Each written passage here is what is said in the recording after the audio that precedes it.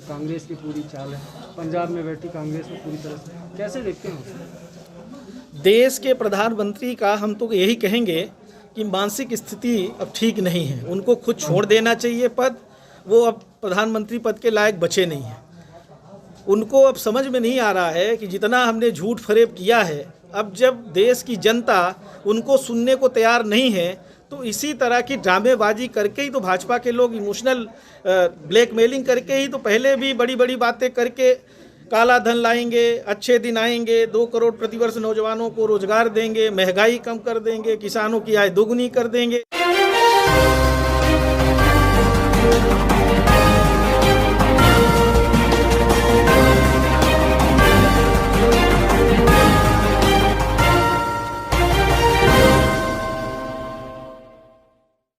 मैं रवि कुमार पांडे आप लोगों के साथ और आप देख रहे हैं तरंग 24 न्यूज़।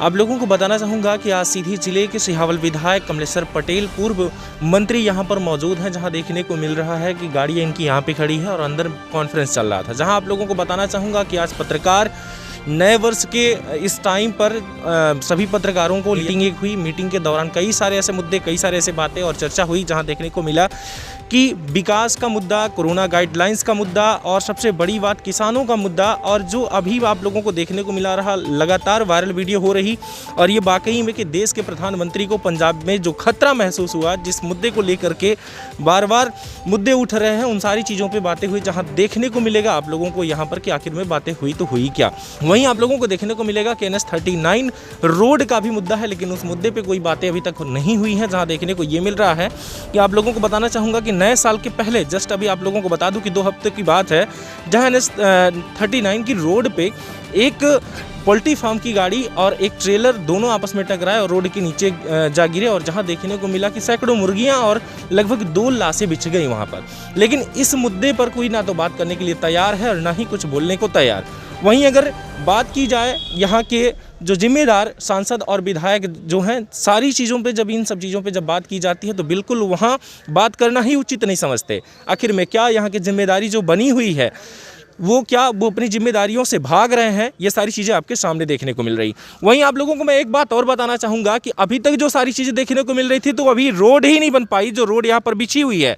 और यहाँ के सांसद महोदया को ऊपर से देखने को मिल रहा है कि अब रोड को छोड़ करके अब हवाई जहाज़ से उड़ने की तैयारी चल रही कि यहाँ पर सिंगरौली और सीधी में अब हवाई अड्डा बनेगा। लेकिन जब रोड नहीं बन पा रही तो हवाई अड्डा कहाँ से बनेगा। वही देखने को मिला था कि जब रोड नहीं बन पा रही थी तो अभी यहाँ पर देखने को मिल रहा है क्या चीज़ें कि अब जो है तो ट्रेन आ रही थी, अब ट्रेन तो पहुंच नहीं पाई, अब हवाई अड्डा बनके अब हवाई जहाज चलेगी और रोड पे गाड़ियां नहीं चल पा रही हैं। जहां देखने को मिल रहा है कि एक्सीडेंट पर एक्सीडेंट, हादसे पर हादसे होते जा रहे हैं। देखिए ये बयान, देखिए उनकी कोई नीति नहीं है, उनके नीयत में खोट है।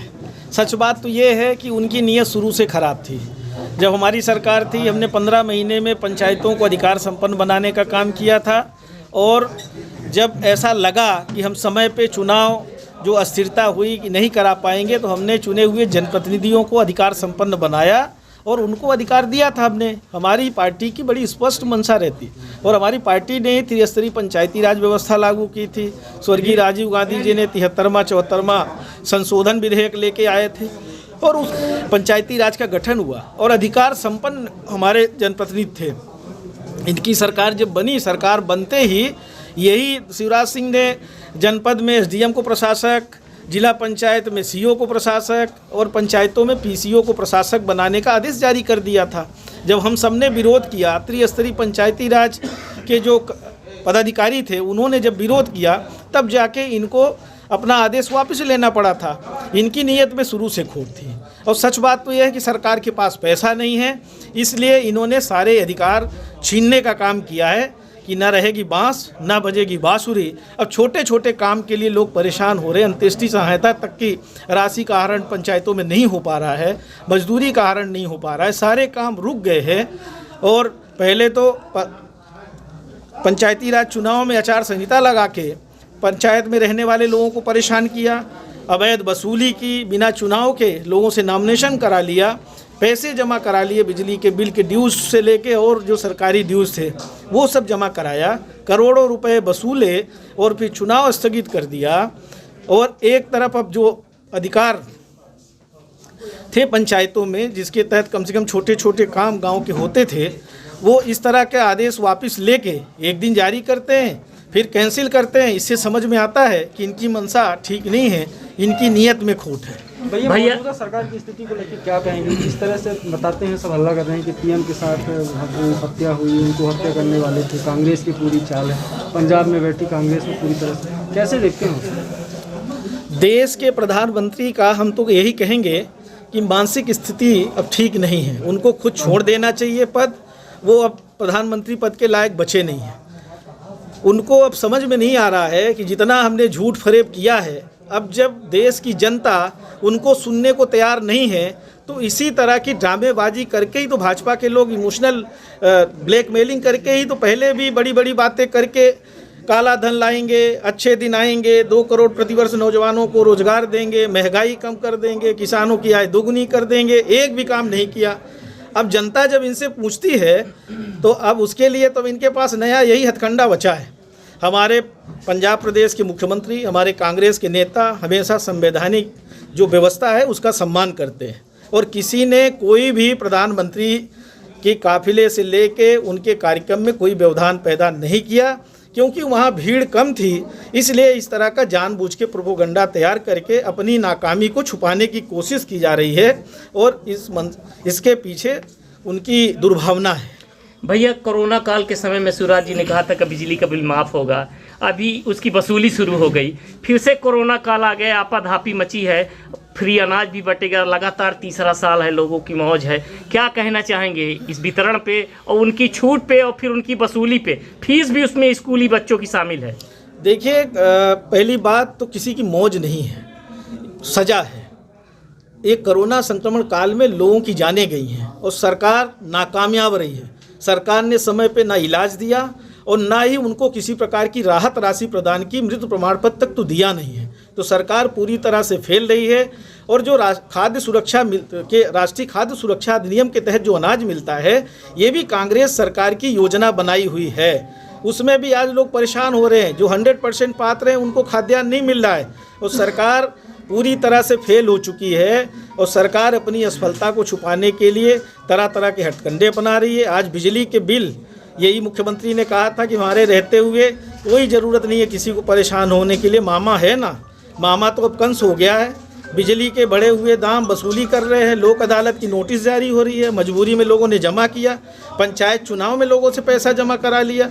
और आज पहले नौकरियों में लोग मध्य प्रदेश में आवेदन करते थे, फिर वो परीक्षाएं कैंसिल हो जाती थी। वैसा ही मजाक पंचायत प्रतिनिधियों के साथ भी किया, पैसा जमा करा लिया। और ये देश का पहला राज्य होगा, हम तो कहते विश्व में ये पहला अजूबा होगा कि पंचायत चुनाव में आवेदन जमा कराया, पैसे जमा करा लिए, ड्यूज़ क्लियर करा लिए, फिर कैंसिल कर दिया।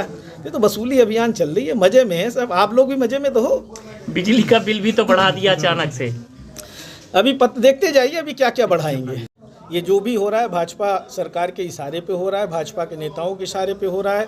भाजपा के नेता लोगों की जान को अपने से ज़्यादा महत्वपूर्ण नहीं समझते हैं। यही तो प्रधानमंत्री हैं। 700 लोग साल भर आंदोलन करते रहे, किसान, और सड़कों पे बैठे रहे, धूप हो, छाँव हो, बारिश हो, ठंड हो, प्रताड़ित हुए, जान चली गई। साल भर में समझ में आया कि गलत कानून बना है, वापस लेना पड़ा। ये निर्दयी लोग हैं, इनको कुछ समझ में नहीं आता है। कोरोना में लाखों लोगों की जान चली गई, नोटबंदी में लाखों लोगों की जान चली गई। यही लोग तो हैं। कौन लोग हैं? इनको पहचानने की आवश्यकता है। देश की जनता इनको पहचान रही है, धीरे धीरे अब सबक सिखाएगी। इसीलिए ये विचलित हो गए हैं और अपनी गलतियों का ठीकरा दूसरों के ऊपर पंजाब में जैसा आरोप लगा रहे हैं, ये उसी का उदाहरण है। 11, 19, 21 और 22 का प्रकाशन किया जा चुका था, किंतु प्रशासन की लापरवाही द्वारा फिर से प्रकाशन किया गया है, जिसमें काफ़ी लोग बेरोजगार हो गए हैं और जिसके लिए उनके अंदर आक्रोश है, जिसका आगामी परिणाम चुनाव की पड़ सकता है। उसके लिए क्या कदम उठाएंगे आप लोगों के भविष्य को देखते? देखिए, कांग्रेस पार्टी ने भूमि अधिग्रहण बिल लागू किया था, ध्यान होगा, और जो मुआवजा की राशि थी उसको 4 गुना बढ़ाने का यही हमारे नेता राहुल गांधी जी ने प्रस्तावित किया था, लागू किया था, जिसको ये सरकार मानने को तैयार नहीं है। अगर वो कानून मान ले तो हमारे किसान कभी परेशान हो ही नहीं सकते। सच बात तो ये है कि सरकार लुटेरी है। ये सरकार कहती कुछ और है, करती कुछ और है। जब जिस डेट में अधिग्रहित हुई थी ज़मीन, उसके अनुरूप ही मुआवजा देना चाहिए। ये नया स्टैंड करने की क्या ज़रूरत है? इसके लिए पूरी तरह से मध्य प्रदेश की भाजपा सरकार जिम्मेदार है। धन्यवाद। अभी तक आप देख रहे थे तरंग 24 न्यूज़। मैं रवि कुमार पांडे आप लोगों के साथ। नमस्कार, जय हिंद।